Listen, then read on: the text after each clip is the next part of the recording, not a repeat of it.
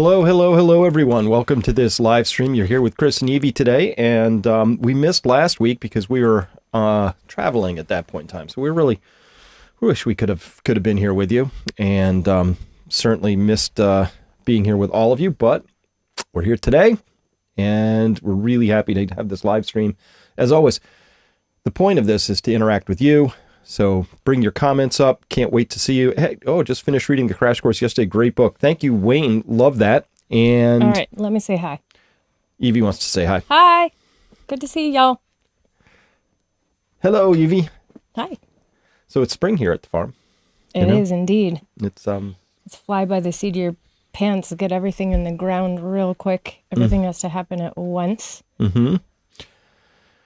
Yeah. There are also a lot of social things going on this time of year. It's crazy. It's crazy here at the farm. It is, and Chip C says, happy Killdozer and Tiananmen Square Day. So, remember the Killdozer? Yes, with the guy that was... Yeah, you just got totally shafted by the town. Yeah, and so he spent months awesome. building this dozer that couldn't be taken apart by means, and then he went on a little rampage. We should watch that video sometime. You know, a lot of people take that as sort of like the feel-good story because it's... Because something happened there, which was he didn't just go out on a rampage and just destroy the whole town randomly. He went after the specific houses of the people who had inarguably, completely wronged him. And so that was kind of a fun thing to watch, you know. Consequences. Consequences. All right. So today, I think we got to talk about... So we'd start last couple times. We've been going through a series of things talking about, we're in this period of time called the fourth turning. And this is one of the hallmarks of that, it's framing as crisis. And the hallmark of that crisis is loss of faith in institutions. And nothing has more profoundly impacted me than watching the absolute demolition of the FBI as a believable, trustworthy institution of any sort whatsoever. The first rule of PR and crisis management is that when you mess up, you admit you messed up, you take ownership for it, you tell people how it's not going to happen again, what steps you took, right? And then you apologize, right? But the FBI has been caught over and over and over again, basically operating in a highly extra-legal manner, which is totally inconsistent with any of the values that it ostensibly is organized around. So I want to talk about that a little bit because I think it's just getting silly at this point, Evie, the number of I think I can spot a fake Fed, a fake protester. You think so? I think so. All right. It's trickier than ever in this day and age of AI bots and everything online. But in real life, we might be able to actually check this out. So I just want to talk about these, some Feds and some psyops and things like that. So I'm gonna have to reach way over here to get this to advance. So this, I don't know if you saw this, Evie, but this just came up on Twitter today. Nope. All right. I have not been on Twitter today. So this is another something's being protested, and then these guys show up, right? This group of dudes shows up, right? And they always look the same, right? Suspiciously sort of fit. Their faces are always fully covered, right? It's the same age too. Same age, They kind of have this uniform look. By the way, look at that. Look at that little Lexan, that little shield, the AFN in there right now. I'm going to keep this muted because they're saying something. They're basically saying W power, right? And they're chanting this thing. So this is supposed to convince us that we have a huge issue right now with far-right, ultra-white nationalists, right? And everybody's trying to convince us we have a problem. And I keep looking at these guys going, I'm not buying it. So let's just... Here, let me just play this real quick because this is just... Yeah, go for it. Oops, wrong mouse. I got so many things going on over here. So yeah, let's check this out real quick. Oh, yeah, let me mute that. I don't want that going. Yeah, give me my mute. Nah, it's not going to do it. Anyway, these are the guys. This is what they're doing, right? All right, so... You want to know the first thing I'm going to observe about these guys? What? What's up? See that flag up there? The black one? Do you see the creases in it? Looks like they just bought it. They just bought it. Amazon or I think it Etsy or something. If you want to find out who these people are, I think all we have to do is track recent Amazon purchases, because this is like a new decal here, you know? Yeah. Like, let me get my drawing tool out here, or the laser pointer. This is like, look at this. There's no scuffs on this Lexan shield, and I don't even know what that would do per se. It's true. Oh, somebody in the chat said, Finbear said, no tattoos.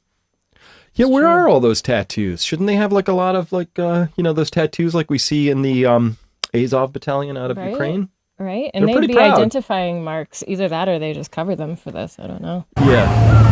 But I think you can easily see then that those flags are brand spanking new, and I think the shirts, everything just looks like it was bought yesterday, doesn't it? Right? All right. Well, we've seen this before, right? These are some gentlemen who showed up at a Patriot rally. This is like, could these be feds anymore? Obviously, right? So this is a meme now, right? This is a meme. People, have memed the death out of this particular one because it's just completely obvious. Look at them all with their similar watches. I'm sure there's like some speaky. That's true.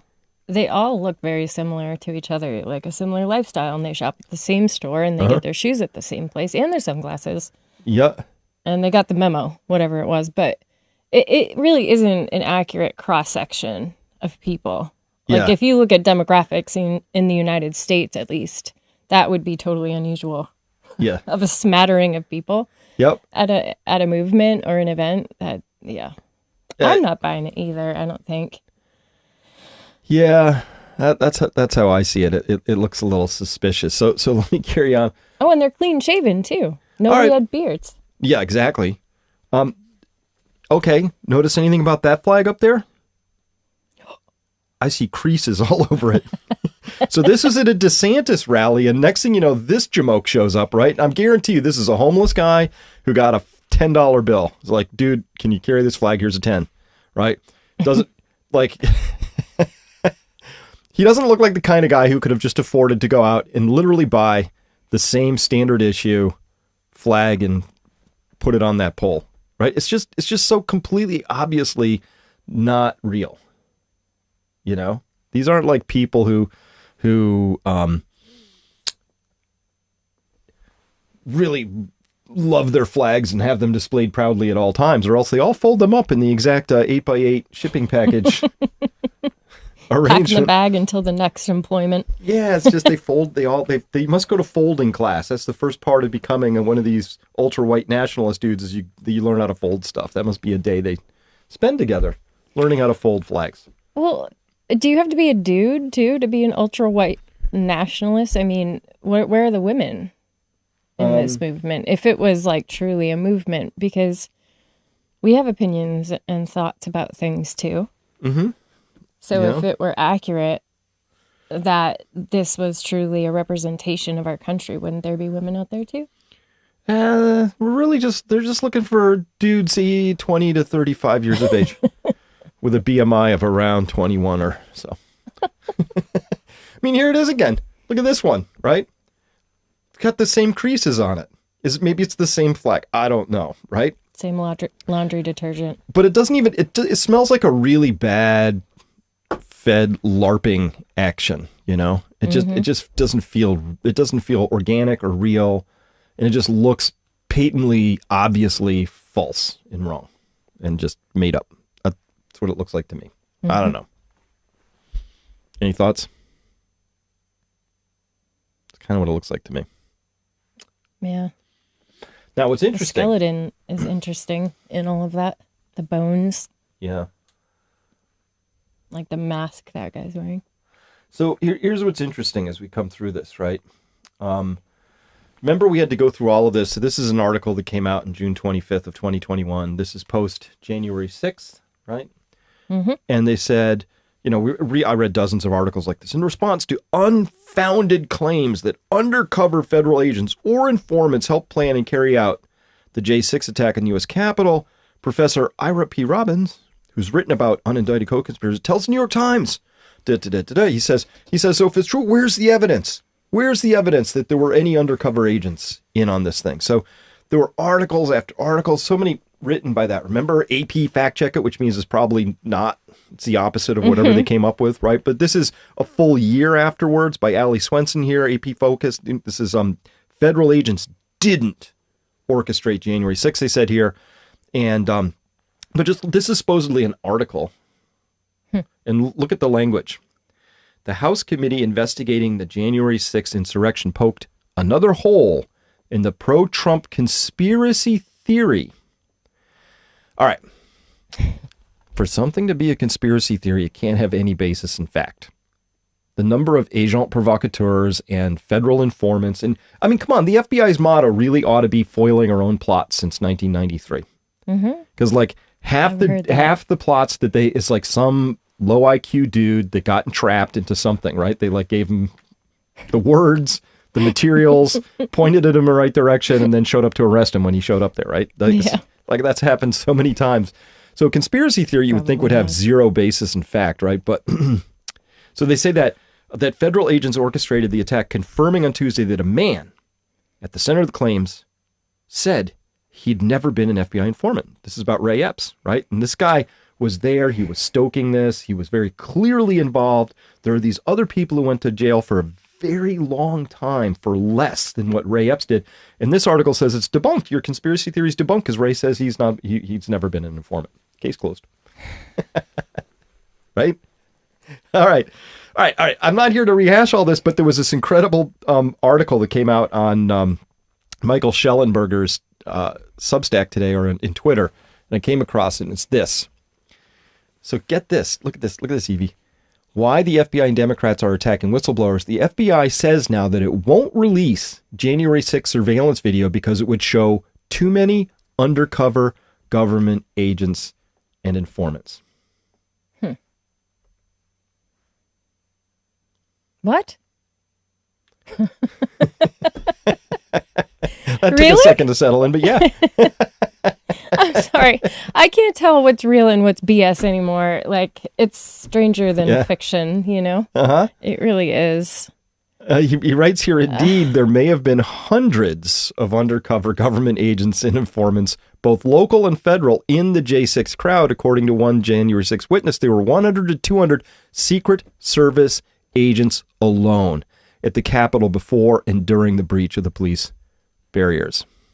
By the way, Chris, did you see that one? There was something that was going around Twitter, and I wish I had it, but it was showing the video like with the sound that they released it with, and apparently like a lot of the security footage had no sound, but they just they added their own soundtrack. Have you seen that? No, I haven't seen that yet. It was like the sound of like people just rioting, probably from the BLM riots, honestly. And they just added that to people coming in through the doors of the Capitol and decided that, that's what they put out to us. So I think they've manipulated this in a big way. Well, this whole thing, they were trying to pretend the whole time like, oh, we didn't know this was going to happen. It caught us by surprise. We didn't have any agents out there. We had no way of knowing. This was just an insurrection, right? It's a little bit less insurrection-y when you have hundreds of undercover agents out in there. And then the next question is, well, what are they doing?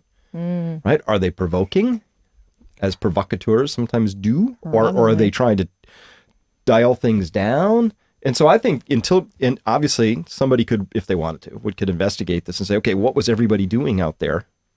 And then you get a story around it. I'm not here to relitigate that day.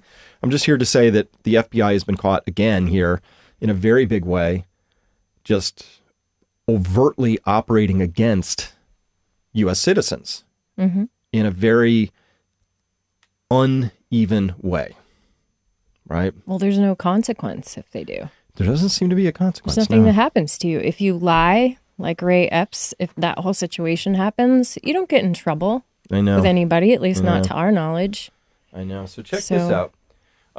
So this was in a Rolling Stone article a while ago, and every so often they write a good one. But they're still on my double secret probation list for all of their COVID coverage, which sucked.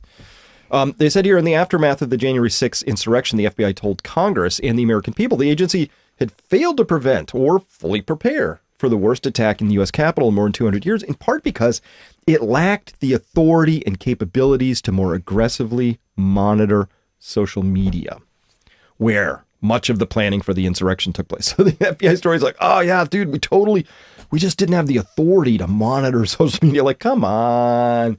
That is such an obvious lie. This is my hardest part about all this, Evie, is that they're asking me to accept things that are clearly, obviously, stupidly wrong. Mm-hmm. We just know that, right? Yeah, it's true. But it's insulting. It's totally insulting. Like, of course. Well, anyway, carrying on, as FBI Director Christopher Wray told Congress last summer, the FBI had circulated intelligence materials and other resources before January 6th, but the agency had limits in what it could and couldn't gather from social media. Quote, when we have an authorized purpose and proper direction, predication, there are lots of things we can do at social media, and we do, Wray said, but what we cannot do on social media is, without proper predication, yeah, big words, and authorized purpose, just monitor just in case on social media. What are you talking about? I monitor, you monitor, we all monitor. That's what people do. I don't get this. All right. So anyway, yet internal FBI records obtained by Rolling Stone show that well before January 6th, the Bureau already engaged in ongoing and widespread tracking of Twitter, Facebook, Telegram, and other social media platforms, of course. And we all knew that, right? Mm-hmm. Well, duh. The new document suggests the agency has all the authority it needs to monitor social media platforms in the name of public safety. And this article goes on to say, in fact, they've been doing this around Black Lives Matters, Quakers, whatever, right? Mm-hmm. It's just who they are and what they do. So this was just a complete, obvious, really poorly concocted lie. But to your point, what's going to happen to Director Wray for saying, oh yeah, we totally didn't, we just failed to monitor, so totally caught us by surprise, right? Yeah. I think we're going to have to get fed up enough to stand up as people and say, that's enough. You're fired. We don't, we have to take this over. Obviously, it's the system is not working as it stands, as it's been put into place. Because we could talk about it all day long, but until we actually take some action, nothing's really going to change. No, I'm with you. We're talking about it to find other like-minded people, which is good. Well, right? People are waking up. The Great Awakening is happening. By the way, that is the subtitle of a movie by Mickey Willis that just came out. Yeah. And I haven't seen it yet, but people said it was fantastic. I haven't either. Fantastic. So as soon as we're done with our planting. Yeah, spring planting is kind of right after this. We will be planting potatoes. So this is something that's bothered me for a long time. I've talked about it before. This is so-called white supremacist group called the Patriot Front. And I'm just super suspicious because they seem to get police escorts to and from their events, right? And then when they finally did get arrested, quote unquote, they think this is an Idaho Pride event or something, right? Mm-hmm. They don't take their masks off, right? They don't take their sunglasses off. Look at these guys. Look at them. Look. The soles of their shoes aren't even like, those are new. Everything's new. The khakis are new. But can you think of another group where you would get arrested by the police for and again, white nationalists are according to Biden, the biggest threat that America faces right now. Mm-hmm. And when you round up 40 of the biggest threat, 30 or 40, you take their masks off. Right. Was this around was this during COVID? Mm-mm, no. Okay, because that was my question. No, this is way after. So. Yeah, I wouldn't like that. I mean, isn't it part of like when you arrest somebody is whatever lies they told, you're like, all right, that's enough of the BS, and you pull down their mask, so to speak, right? Metaphorically as well, just to be like, that's it. Well, of course, the reason you don't do that is because then you reveal that actually that person works for you. And you have a problem on your hands, right? Yeah, that might be embarrassing. This way, you'd need some sharp-eyed person to come forward and say, count up all the people who are there, and then if they're arrested, they must go and have mugshots, and then make sure that there are as many mugshots as there are people in this picture, because I'll bet you anything, there's a couple missing, at least, right? Oh, probably. From that whole thing. So, yeah. Anyway. What made you decide to talk about this tonight? What's going on around this for you? How are you feeling about it? Well, so as you know, I track the world very, very carefully, and I spend a lot of time looking at all the big data and, talking about things like inflation and Federal Reserve policy and debt and where we are in the energy story. And all of that's true. But if you really want to know when things are about to take a turn, like when the school of fish is going to suddenly jilt left, when the murmuration is going to swarm the other direction, right? Yep. That you have to go down to the anecdote level. I need to track when, where, and how people are going through this waking up process. So there've been a lot of anecdotes lately, and a big portion of that was, and I can't reveal much here, so to be as cryptic as possible without being overly cryptic, somebody who works very deeply for the government has been a true believer, government pension, inside one of those 3-letter agencies had said that their wake-up call was seeing this Durham report that came out that we talked about, right? And seeing just the level of, oh my God, we don't live in a democracy anymore.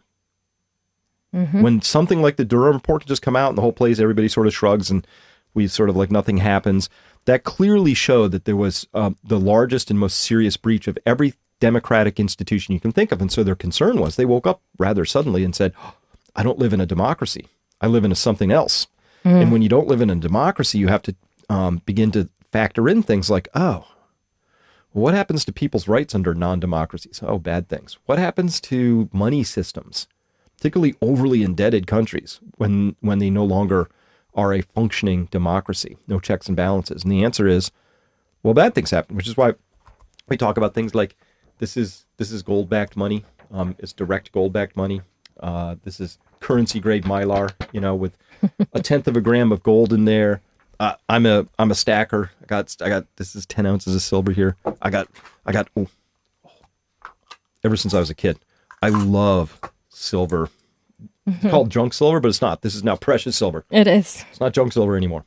These are old pre-1964. You can see from the sandwich side, silver quarters. So I'm a big believer that your money system is the organizing thing. Every money system punishes some behaviors and forces others. Our money system, the way it's constructed, has been rewarding a lot of very bad behaviors for a long time. Yeah. I know the incentives are all wrong. And that's the core of it right now, is that our money system is in bad shape. And I think our money system is going to break down. I don't know when, I don't know how, I don't know exactly why, but it's going to break down. And it's going to because it's been overused and just really, it's very distracting. What are you doing? I'm sorry. I had to find something I needed. Okay. Sorry. Is our money system is this thing that is now, you can all feel it creaking, right? We can all feel it. And this is a common anecdote I get. This has been a big week of anecdotes. So it goes something like this. Stop me if you've heard this before. My relative, my sister, my brother, my son, my mother, who has never thought this way before, never been red-pilled, has now come up to me and said, something's wrong. I don't know what it is. And I'm convinced that what's wrong is that our whole system, all of our systems are shredding. So I track, long way of answering. So when you're asking, why am I tracking, this whole like self-dismantling of the FBI, and it's mostly around the trust that people place in it, right? Yeah. That is really broken down. So I track that because when that really breaks, you have this loss of faith in the institution. And as goes the FBI, so goes the Department of Housing and Urban Development, so goes the Department of Energy, so goes the Federal Reserve. Like this, just this domino effect, right? Like this faith can be lost very rapidly. And it's a social phenomenon when the trust is broken beyond a certain level. It can't be repaired anymore. Yep. Right? I can't, like the FBI has a massive, massive trust problem on its hands right now, right, for a huge portion of the population. And if it wants to be a viable institution, not just that it has the power to arrest people and make their lives miserable and, stomp on them and all of that, but I mean, if you want to have any sort of credibility as an organization institution, well, you got to make sure that you're operating in integrity. Sure. Well, that's true of any relationship, right? You could just take it on we've had experiences with people who have not been in integrity, and we have. It's pretty much damaged that relationship for forever on some level, even if there's forgiveness or whatnot. Look, trust in the FBI is eroding left and right. All right, 1 second. Feels like we're in the... That's distracting. Thank you. I know that was distracting. I was just trying to get over to this thing real quick. No, I agree. So that, but it's just like being in a relationship. So we're in this relationship and it's clearly breaking down. Now I did an episode a long time ago about just mapping the 15 signs you're in an abusive relationship into my relationship or our relationship with our government. It's very abusive, right? Gaslighting, threats, coercion, all kinds of stuff, right? Yep. I agree. Not of the people, by the people, for the people. It's really weird. So, and we can't leave. It's like moment that we need a real church committee, that this is a moment. Get out of here. Why does this have to be? Moment like. Stop. Okay. So this was an interesting one that came up a while ago. And let's see if this comes through. But this is Meet the Press. This is NBC. Oh, I think I saw this. We did. We played this one a while ago. Trust in the FBI is eroding left and right.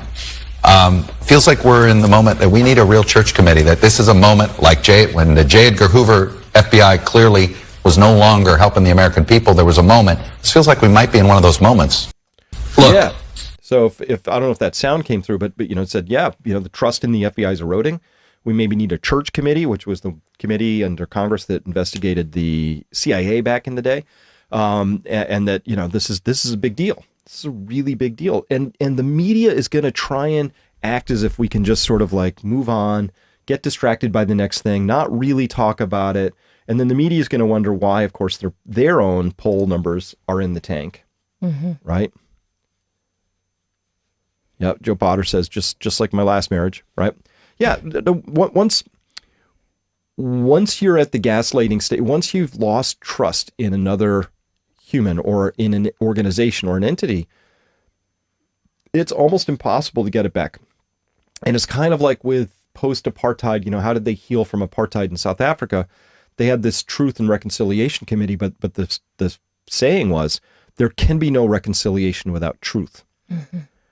Right? So if you're in a relationship where somebody's lying to you, or they're gaslighting you, or they're abusing you, or they're in some way not being faithful or honest or operating out of integrity, or trickle truthing you, which is where you get a little tiny piece of truth, right? No, I never talked to her. Oh, we talked. No, well. Not very long. Not very long. We didn't, we never touched. Okay, we held hands for a little while, right? It just goes on and on and on until you get the whole truth, right? That reminds me of the narcissist prayer. Exactly. Anyway. Yeah. So that's why I brought all that up. That's why I bring that up. Okay.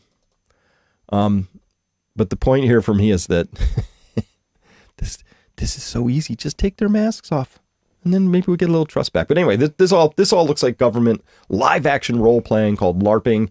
This is what a government agency bureaucrat thinks a white supremacist group would look like.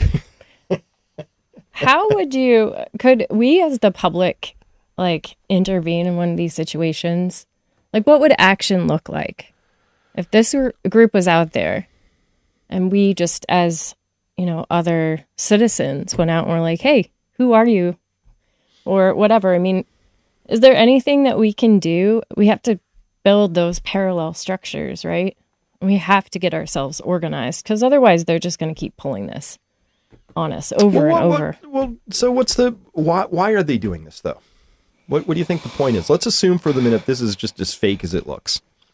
Total LARPing. My personal opinion, I think it's a power grab. I think that they're trying to make it seem that there are these terrorists in our country and that they have all these reasons then to take our freedoms away, which includes our right to own a gun, our right to free speech, and also our right to information. So shutting down the internet or policing it, because, oh my God, we don't want these groups getting together and, creating ideas with anybody else, right? So they're just perpetuating that, I think. What are people saying? Yeah. What our peeps got to say? Well, Michael Perilla says here, hey, Chris, longtime fan, had to deal with life. Yep, life happens, Michael. And haven't listened to you for at least 5 years or longer. I'm subscribing to your channel. Thank you for what you're doing. RFK Jr. for Prez. Little known fact, but just yesterday, was it yesterday? What's today? Sunday? No, it was Friday. What? Anyway, and Friday, Evie and I were invited, and we go down to New York City, and we were invited there for a luncheon, with about 18 people in the room, and RFK Jr. was in the room, and we wanted to meet him in person, up close and personal, find out what he cares about, and It was so much fun. yeah, well, It was great. I've never had a political stance, or a pox in both houses. It's sort of a uniparty. Yeah. I'm like, True. yeah, whatever happens, is irrelevant. But he made a good point. So he was asked a question and sort of, said, given the opportunity to lead off with what he thought, like, what's the number one thing, right? You know how it is, presidential candidates. Oh, my number one, I want children to have equal access to education or something, right? No way. This guy, RFK, he launches in and goes, free market economies and free market capitalism are the way that the most people are brought into up the curve and into prosperity. And the problem is we haven't had that for decades because it's all been co-opted by corporations and special interest groups and lobbying and this and that. So it's really more like corporatocracy that we have right now. And this is really limiting the ability of middle-class people, the majority of the people, to get anywhere, and they have no voice in this whole thing. He said, so with that as the backdrop, the number one threat we face is central bank digital currencies. If we allow a programmable central bank currency to be programmable and to get into politicians' hands, he said, that's it. The future is a future of slavery for people. I was like, that's exactly right. That was amazing. I've never heard a candidate ever talk like that before. Like that was context, and I know. And it made database. sense. And I was like, yeah, that. Like, yeah, these people we're looking at here, these are fake live action role playing, faux, Yeah, he white nationalists or whatever the story is. But no, he has context. It's true. And it makes sense. That's so unusual. It is very unusual. It And honestly, Chris and I are very apolitical in that sense, because if it were reversed right now, that the right was being a bunch of jerks to the left, we'd be picking on them just as much. Oh, absolutely. It doesn't matter. It's just that we seem to be misguided in our world these days. And, both of us want to hope that people, and I'm sure you as well listening to this, want to hope that people are endeavoring to do good in the world and that they actually care about their fellow citizens and what we face as a country, as a people, as a community. But, I've started to lose hope about that. And it was nice to meet somebody. Also, Dennis Kucinich was there. He's amazing. Powerhouse. He's chief of staff. It was really wonderful and refreshing to meet somebody who embodies integrity in a palpable way. Like I could feel it energetically from him. Yeah. And so I do remember, peak prosperity, I don't do left, right. I don't care. Left, right's irrelevant to me. And it's a difference without a distinction anymore, honestly, right? What do they really disagree about? Foreign policy, blowing other people up in other countries, printing money Debt? at the drop of a hat, debt. Not really. Like they don't like this. There's no distinction. So that's why it's a difference without a distinction, right? Or a distinction without a difference, either way you look at it, right? So I haven't been that way. I've been up, down. And my up, down axis is integrity at the top and rigid ideology is down at the bottom, right? Because that to me is the opposite of integrity, because integrity means you are willing to change your mind at a drop of a hat. So Kennedy represented, he came off like old school liberal, right? Which meant open mind. He'll change his mind if the data changes. He's not into wars. He's just trying to help as many people as possible. Open heart, right? And so before the term liberal got co-opted and made meaningless, I mean old school, right? But today, what's a progressive versus a conservative on the left-right axis? Just nothing, to be honest. Very few differences. But up, down, yeah, I care, I care a lot about open-mindedness and all of that, right? And I care that we're not going to go down this totalitarian path. Please. Could we not go down? Could we not do that? History is pretty clear on this. Like that stinks. Yeah, it does. Pol Pot. Stalin, Hitler. It's full of it's ugliness from that. It's pretty much not a good direction to go. But there are people who really want to go that direction. And that's how I fit this. They're feeling nostalgic. This is the made for TV live action production of people who want to keep us confused and push us down a path where we end up in some sort of totalitarian state. So I see this. Yeah. I think you're... You know? So yeah, That's my feeling, Rooster too. talking about crony capitalism is a real issue. It is. It is crony capitalism. That's what it is. That's what RFK said. Yep. Crony He's like, capitalism. it's not that we don't, he's like, make no mistake, we don't have capitalism at this time. No, we have don't. Crony capitalism. Yeah. And it's very different in the corporate, Yep. world. Yeah. All right. Well, let's turn to some viewer Oh, good. comments here. Oh, I'm happy Because I think this fits in right now. This was in response to, I think, this is either one of our, I think this is from our livecast last time. James Fournier 9450 writing, accountability. We want accountability. I want accountability. I'll tell you what, put these treasonous people with the same dime they use on whistleblowers like Edward Snowden, put them in jail. So that's why I brought up that truth and reconciliation. Without truth, there can't be any reconciliation. I would amend that and say, without accountability, there can't be any change.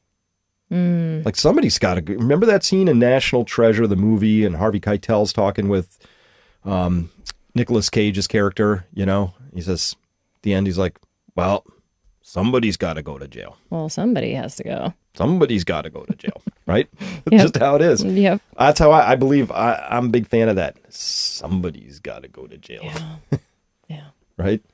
And it's now coming out, of course, very awkwardly and with common knowledge is starting to come through that there were these magic holy shots were actually quite damaging. We're seeing extraordinary blossoming of awareness around this in Australia now. It's happening in Europe too. Oh, I know. It's like huge. It's exciting, but it's a little shocking. I don't know if that's how other people feel about that. It's been crazy to hear that the things that we were concerned about with those have actually, the data has come in that's in fact been true. Like that MS, like all these other horrific diseases are seeming to come on the tails of those. I don't even know what to call them anymore. Well, the truth is starting to come out, right? But it can't just be the truth. There has to be some reconciliation around that as well, because, and I would suggest that involves accountability, because some people did some awful things. They did. I mean, bad stuff. Do you think, though, with the WHO making like a treaty to try and sort of control everybody and the next pandemic response and all of that stuff that's been going around, do you think that we're going to end up having a Nuremberg sort of style trial around this incident? No? Darn. Not at the current trajectory, but I'm really hoping that happens. Yeah. Because I think we need accountability. I want that T-shirt that says accountability. That's not just for little people anymore, right? Yeah. Because it lands on you and I, right? There's 87,000 IRS agents about to be unleashed. Trust me, there's going to be a lot of accountability for a lot of people coming up soon, right? They will print trillions through their PPP loans and hand them out to insiders, and never follow up on that. But if you missed a couple of receipts back in 2014, you might be screwed, Oh, so maybe they'll catch the people then that have been funding money into that. I think it was a left-wing political organization that was making like thousands of donations in the name of... Oh, yeah, maybe they could investigate that. Wouldn't that be nice? That would be nice. I just need some closure around that. I really do. Yeah, if you don't know what she's talking about, this was another James O'Keefe special after post Project Veritas, which did the stupidest thing ever by ditching their star, right? So at any rate, You're lost. But he's discovered through more investigative research that that old people here and there were making thousands and thousands of donations to the Democratic Party. That sounds like clear, obvious, direct evidence of federal laws that were broken. Where's the FBI on that? Nowhere, right? They're Right, busy. Call back later. Hey, Why don't you read a couple of these? Sure. I sorry if I don't say people's screen names correctly, but I'll give it a shot. Marge Huggins says, I feel like I'm at the breakfast table with two amazingly conscious people. Dr. Chris explains things so even I can understand. That's a miracle. Awesome. Oh. And this one's about you, so I'll read it. Man. Juan Gomez says, wonderful that Evie's confidence has blossomed so much. Yeah, so quickly. I'm writing this just 20 minutes in, and it surely will be so helpful to so many. And this was in response to sharing my story. Sharing your story and Yeah. talking about drug injuries and all this and that. Mm-hmm. Which, by the way, speaking of which, so many stories like this in the comments under that one. Oh, I know. During a very painful divorce, Jeff Lovejoy says, I was placed on diazepam primarily for panic attacks and insomnia. Turned out my body stored the drug in my system and released it in overflow situations when I couldn't find any more places to put it. What a nightmare. Made the panic attacks and insomnia seem like a day at the beach. Fortunately, my doctor saw what was happening with just observational diagnosis and a simple blood test. Still, what a nightmare. I was also very fortunate that my father was a doctor. Doctors always get the best care, mainly. The children of doctors get the same treatment. I was very lucky. A few more flooding episodes and I wouldn't have been dead. Or maybe I wouldn't have been alive. Maybe. Yeah. A lot of stories like that where people were talking about the just their own nightmare trips, and they're all kind of similar stories. It's like, I got put on these things and getting off was worse than anything they were meant to help with in the first place. Right? Yeah. And these are the stories we know about, because there are a lot of stories which end even more tragically, where there's, dead men tell no tales, right? Like, these stories end badly for people who are on that far end of the spectrum and have those really bad reactions, right? I know. Yeah, I appreciate everybody who tuned in for that one. And if you're interested in hearing it, definitely check out, that was the last live episode before this one that we did. But I appreciate everyone hearing my story and, being so thoughtful with your responses. I was really moved by everybody's thoughts. Yeah. Well, and I love reading all these comments. And Nancy McDaniel here. Why don't you read that one? Me? Yeah. She says, thank you for sharing, Evie.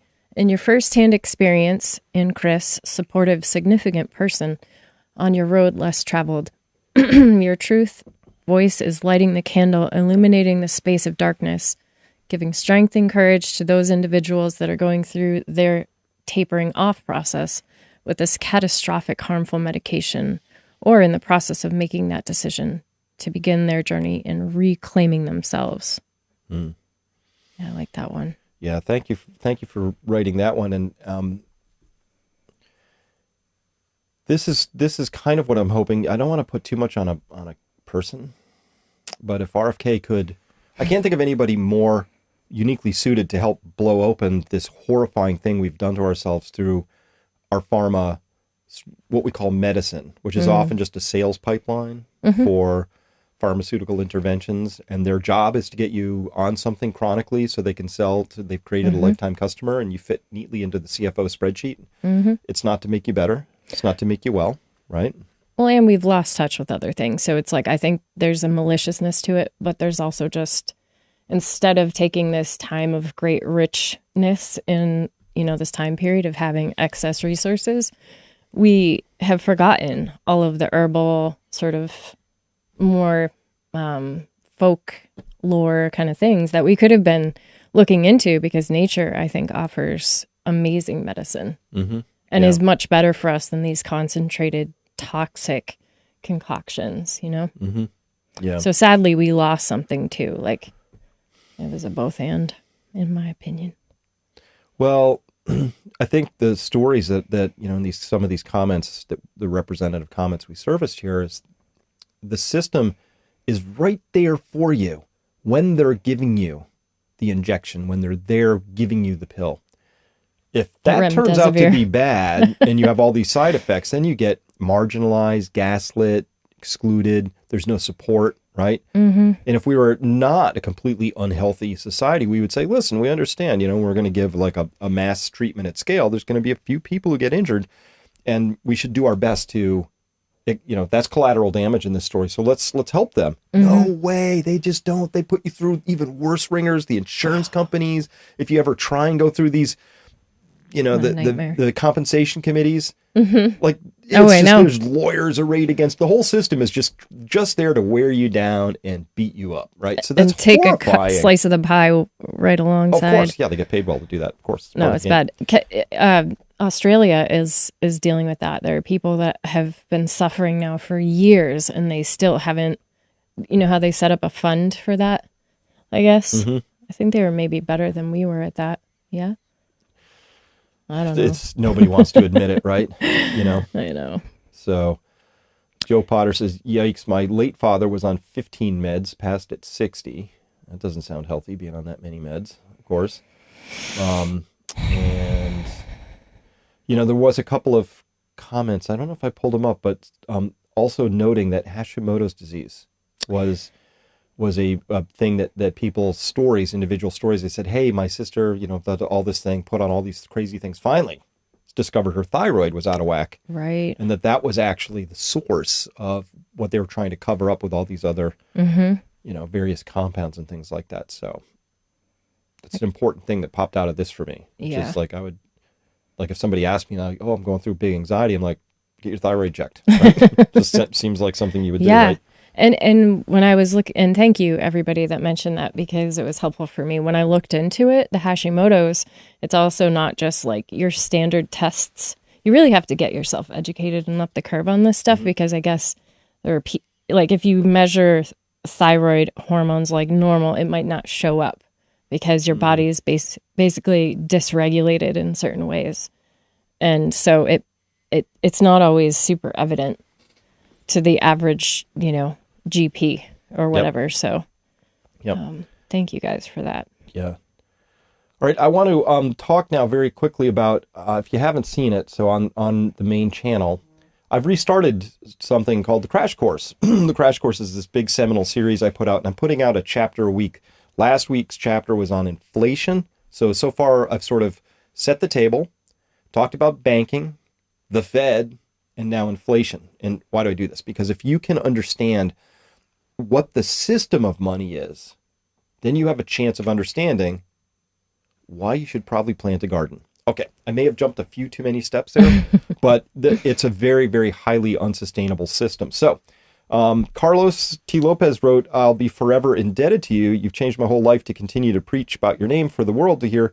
You've saved me from a huge financial debt with just a little investment. Thanks so much to whoever Mrs. Eleanor Royston is. Not clear about that, but I get a lot of people saying that the Crash Course changes how they see the world, right? It really does. It changes everything about how they see it. So this is my seminal work. This is what I do. I'm getting back to it. COVID was an important place for me to put my voice in, but this is even more important. Oh, and those are great. This is when I first met you, this is what you were doing. Yeah, I know. And this changed my life in a big way. How so?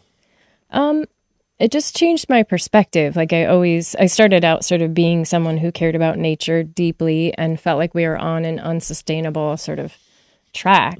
But I didn't understand the intersection of energy in that whole story and how the incentive or lack thereof around energy actually drives so much human behavior. Yeah. I had no idea. Yeah. But you opened my eyes to that, and now I see the world in like, it's like looking at an equation with, what do you call it, your energy goggles, but basically being able to see how much petroleum is all around you. It's shocking when you really think it through. Yeah, the energy goggles is a big important way of looking at this. And John Daniels wrote a couple of nice pieces that he said, what would a world be like without inflation? Which is a question I asked in that chapter. Such a great question. It would be a fair and just world for the working class. This is amazing that we could live in a world without inflation. In fact, we should live in a world of deflation, meaning as businesses come together and organize and become more efficient, stuff should get cheaper over time. Because if it takes me 100 years to hand build my first car, but then later we're cranking out 100 cars per hour right out of a machine, driven factory. But inflation is not a natural thing that we just have to come to accept. It's like, well, you got gravity, you got the tides, and you have inflation, right? It's like this thing, it just happens, right? No, it's an act of policy, okay? And that's what I'm decoding for people here. And so it's an interesting idea. What would that world be like if you could live in a world without inflation? Meaning, think how different that is. You could save $100 today, knowing that in 100 years it would still buy $100 worth of stuff. Now that changes a lot of decisions you would make, what you have to do, the kinds of risk you have to take, how you might organize yourself, right? Right. Every system enforces some behaviors, punishes others, right? So this whole idea that you don't own your home, I know people think they do, but you don't, right? You rent it from your local municipality, right? Right. If you don't pay your property taxes, you'll find out you don't actually own your home, right? Very quickly. Yep. Even if you paid your whole banknote. But how different would the world be if you owned your home in a way that it didn't have taxes associated with it? So you could knowingly pass it down through as many generations as made sense to you, right? Within your family structure, and nobody can come take it. It's actually private property. That'd be amazing. Not semi-private property, not semi-hemi-private property, not actually private property that's mislabeled because it's actually government property that you're renting from them, right? Think about what it would change. It would change your entire it would change everything. Everything, wouldn't it? Yeah. Properties wouldn't be turning over so quickly. This is what just came to mind for me. People wouldn't be like rushing to sell because there wouldn't be a benefit to selling. There's not something to be gained. Like, oh, we're making this decision. Like, oh, we need a place to store some tools down in our garden. But because it's all impermanent, it might all get taken away or we might move, right? Oh, we'll just get this crappy plastic thing at Home Depot, right? Right. But if we knew that this could potentially, that people 5 generations removed from us who we don't know, who are in our family, are going to be looking back going, you did what? Right? You're going to be like, no, we're going to build this like beautiful stone. Right. Like a mausoleum. No, it's true. It would change everything. Where's the country where they actually you're forced to take any building materials and reuse them? There's something like that. Switzerland. Is it Switzerland? Switzerland. So story time.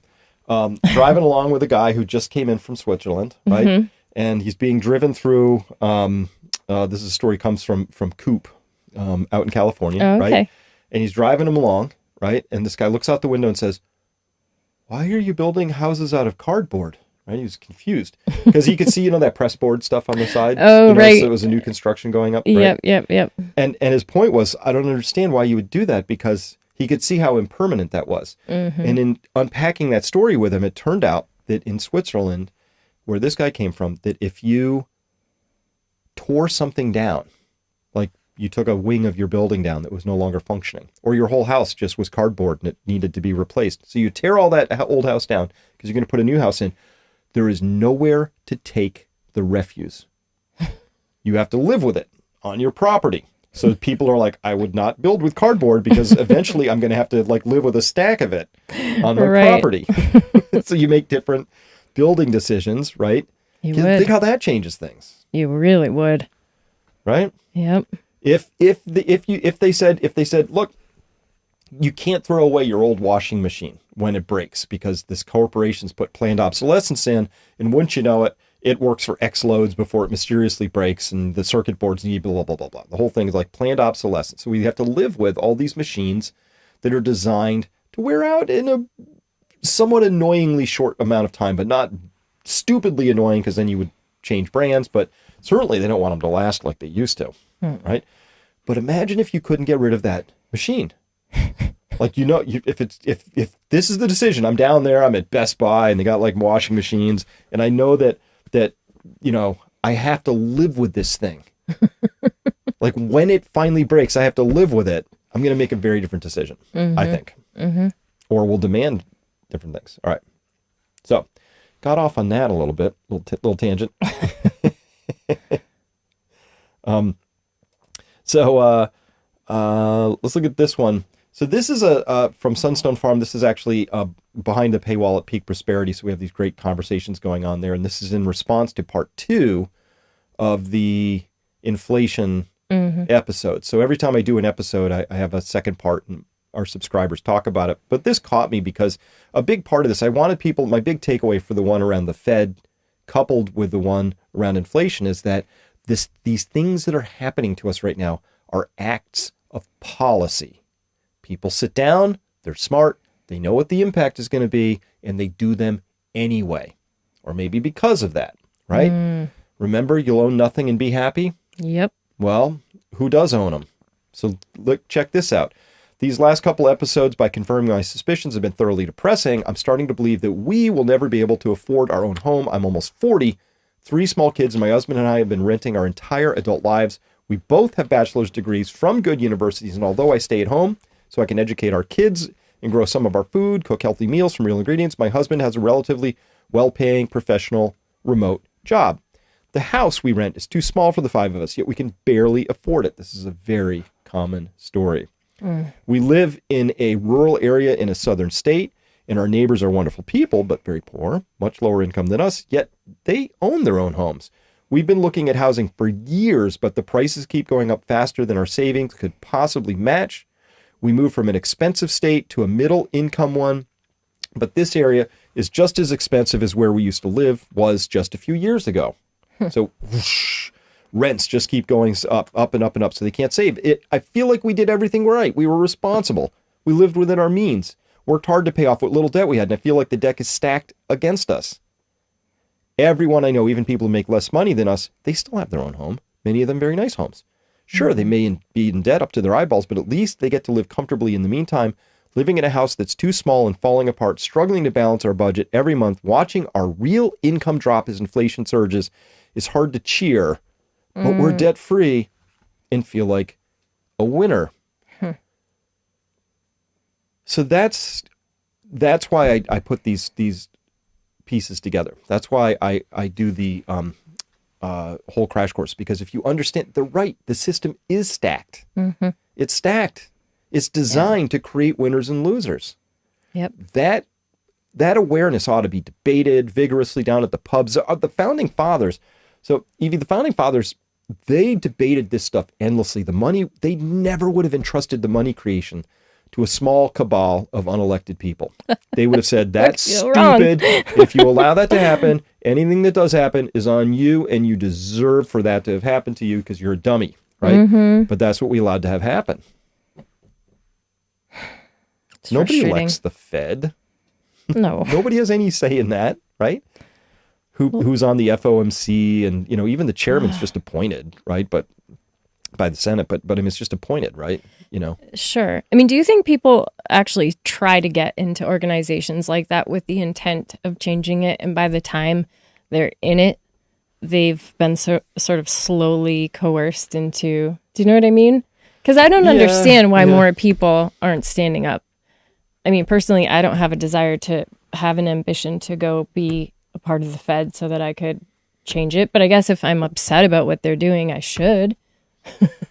Well, isn't it sort of like Mr. Smith Goes to Washington? All these people like, listen, I just got elected to Congress. I have these big dreams. I'm going to change everything. Yeah. I'm really going to have an impact. But first, I kind of have to work my way up so I can get on the right committees. And by the time that happens, you've been co-opted. Yes. And that's what I'm wondering. Yeah, it's all gone.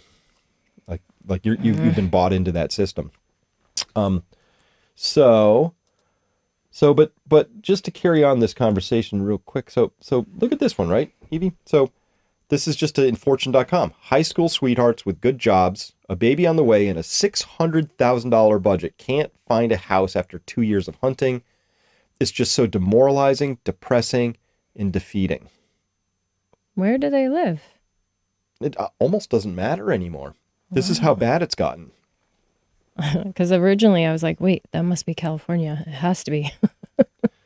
But I guess it's not just California that's outrageous anymore. No, it's outrageous all over the place. And, so inflated. Yeah, so it's a very common story, but the point of all this is that this is, it's actually a matter of policy.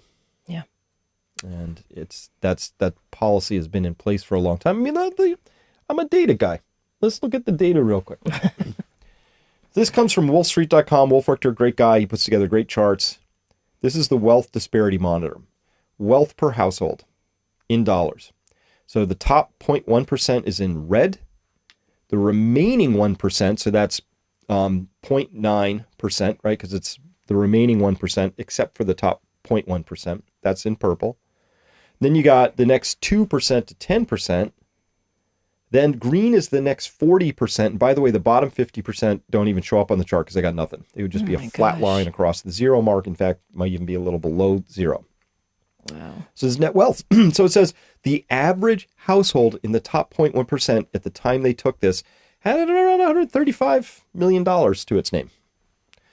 So look at what happened here. That black arrow, the horizontal aspect of that black arrow, that's the term of Ben Bernanke's career. He was the monetary arsonist who brought this all to us. And their policies, which, by the way, ended up in people like these fine folks here and this person here not being able to afford anything, was specifically the outcome of the Fed policy, which created winners and losers. Yep. The winners were the top 0.1%. Flat out, no question about it. They went from 40 million per household on average to 140 million. They gained 100 million per household on average. The remaining not 1%, they did okay. Went from about 6-7 million, it looks like, to maybe 20 million. So the remaining 1% did okay. 2 to 10%, better than a sharp stick in the eye, but not much. Next 40%, not a lot happened there. And then the bottom 50% got nothing. This is a matter of policy. This is social redistribution. This is the Federal Reserve saying, you know what? We'd really like to reward the top 0.1% of people. And we want to screw everybody else in this story, relatively speaking. Yep. Right? Seems like it. You know what? I should have had the cucumbers and the grapes. That would have been a perfect slot for it. That's true. Be a great time to bust out the old cucumber versus grape story. We'll do that some other time. You should say what it is, though. You know, we'll get it next time. We'll leave it as a point of like curiosity for people. But it's social engineering. And by the way, this thing I got stung by a bee here yesterday. If anybody's noticing this. We caught a swarm. We lost a swarm from our new bees, and we caught it. And in the process, I feel like it was kind of my fault because I am not experienced with bees yet. This is my first time. And I went to bring my daughter out there to look at them because she hasn't been here since we had, got them. And so I go to walk down to where the bees are, and they're like probably 8 feet high. They're just like flying like nuts, like this crazy buzzing sound. I'm like, this doesn't sound right. But Chris was busy and recording stuff, and then anyhow, it went a little long, but there they were on the peach tree. So yeah, so they settled down and they were in a big blob on a peach tree. So then we had an adventure trying to get them they weren't as calm box. As people on YouTube made them look. They were a little angry with me at trying to get them in a box. Yeah. Anyway, badge of honor. There you go. Right there. Yeah, so at any rate, couple things then that I'd like to talk about real quick is that we are very, very rapidly changing a lot of things at Peak Prosperity, the website, and got a great team now and a lot of support, and we have just content coming out all the time. Like I'm putting out content 5 days a week at this point back at the site that's in addition to anything that's going on like right now here. And so this is actually the framing, though, that I use is that, seems like people are waking up. It feels like something's coming. And what's really happening is that there are so many exponential things in our world that are changing and colliding and breaking with each other so rapidly. It's all happening all at once. And so my goal is to just help as many people as I can. That's our goal here at Hevie as well. We just want to help people. We really plant a garden, but become resilient, get a deep pantry, figure out how to buy, make sure you have some of this stuff, have really good friends, work on your emotional health as much as possible, your physical health, figure out how to learn new skills and things like that. So how do we help people do that? And I say here, my biggest concern is that as fast as we're moving right now, I'm just worried we're not moving fast enough. Because if we think about this back, An adjustment reaction is something that happens in response to new threats. So a threat emerges into your life and you have to adjust to it. And there are people who are fast adjusters, people who are slow adjusters, right? It's just how you're built. But the adjustment reaction is a normal thing. And the key takeaway from the adjustment reaction process is that anything you do in advance of that threat arriving will feel like an overreaction. In retrospect, you're going to realize it was an underreaction. So right now I see this threat coming of maybe, the petrodollar losing its status, of, a fairly large economic dislocation. What happens if our debt markets actually do go into default? Things like that, economically speaking. We're not prepared with an energy policy in this country at all. Neither is a lot of Europe. What happens, anything you do today to prepare for that, it's going to feel like an overreaction, but it'll be a severe underreaction looking back at the whole thing. All right. So at any rate, that's my main concern. So what do you do? That's the number one question we get asked all the time. So this is from that same article I wrote. And it's three things. We do three things. One, you have to have access to trustworthy information, and it's presented with excellent framing and context. That's something I excel at. And in this world of AI bots, we should do one of these shows on artificial intelligence, because if you're not tracking this right now, let me just cut to the chase. You can no longer trust the interactions you have out there in social media with people. They're not real. They might be, but increasingly they're not. I guarantee if you've been on social media at all and you've been going back and forth with someone, you've already had the pleasure of going back and forth with these AI bots. And by the way, they are intelligent. They're more intelligent than most human beings, and they're undetectable. And by the way, they know a lot about you. So that brings us to number two, which is you then need to surround yourself with really good people, really incredible people to discuss these things with, real people, not an AI bot that wants to sell you something, whether it wants to sell you diapers or a new political philosophy. The AI bots there know you, and they are busy trying to sell you stuff and nudge you and push you and shape you and all of this stuff. And they know the right cadence patterns to ignore you or provoke you or nudge you or this. So puppetry. One, information you can trust. Two, people. Because we are the average of the 5 people we spend the most time with. So surround yourself with people who aren't mental-sided, got the mind virus, all of that. And then the third thing is, well, you got to take concrete actions. You have to take actions to build up your resilience. Anything you do today, that feels to you like an overreaction, someday is going to feel like a complete underreaction. Yep. It's just how that's going to go. So I just wanted to say that. Those are all your reasons for coming to peak prosperity. Well, yeah, I want to help people. I know you do. I do, and I feel like time's running out, but maybe that's I do too. I mean, I don't want to catastrophize, but it feels that's how it's feeling. But it's the anecdotes. It's the number of people, Evie, I know now, who are sort of on the fence or not even anywhere close to the fence, who are now over here asking questions, knock, knock. Hey, Yeah. It's exciting on some level, I think. I come at it from a different angle than you do. But I see what you're sharing and how important it is and how it really touches people's lives. And I think that's part of the legacy you're going to leave behind, when your time here is up. I think we have to reacquaint ourselves with nature and with our physical bodies again. I think we've sort of gone into this industrious world where we are spending so much time really not fully inhabiting our bodies and have lost touch with like what it feels like to play and be silly or to have pleasure or to even fully be with our pain. We're sort of robotic in our own weird way. And I think being outside is like such a spell breaker. I know it is for me. And with real people. Yeah. We're having real conversations, not any of this so-called small talk. Exactly. It's just like all of that. By the way, I see a lot of people here have said AI, that you'd love to see a show on AI and that AI is eating your field, says Poisonade. So you might be out of work in a while. A lot of people are going to be out of work in a little while due to AI. So we will be taking a dive into that at one of these points. And by the way, I have somebody inside my company, and all I have them doing is they are 100% focused on AI What's the threat? What's the opportunity? How's it changing thing? And it's frightening, alluring, could be good, but humans are involved, so we know how this is probably going to go.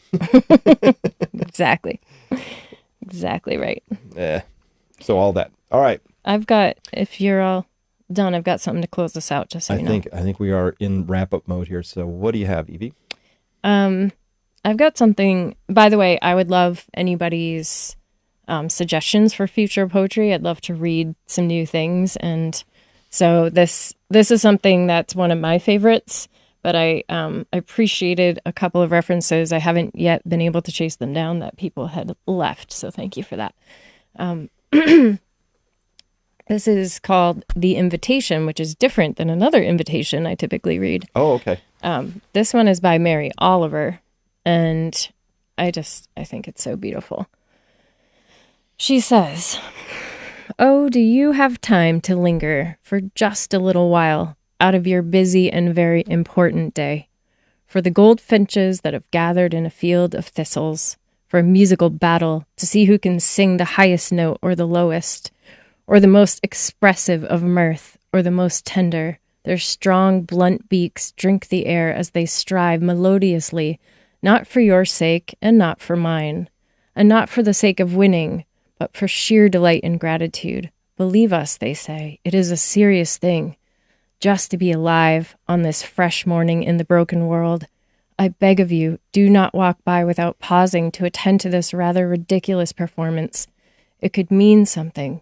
It could mean everything. It could be what Rilke meant when he wrote, 'You must change your life.'" Beautiful. The invitation. Well, thank you very much for being here with us today, everyone. Leave your comments down below here or come by Peak Prosperity. We'll scan through those. We'll, feature them if it pulls into the next show. But love being here with you. Love sharing the space with you. We are the remnant. We are the tribe who needs to find each other. And that's why we do what we do, is to find you. And so reach out, find us at the site, find us here. But want to know what you think. And I love the anecdotes. If you have any anecdotes of people waking up that seem surprising to you or caught you, love to hear those. So with that, usual thing, hit like, resubscribe if you have to. You're the only person that has to say that, I bet. Yeah, you just resubscribe. All right, with that, thank you very much, everybody. Blessings, we'll everyone. Be back with you next time. It's been wonderful. Good night. Bye.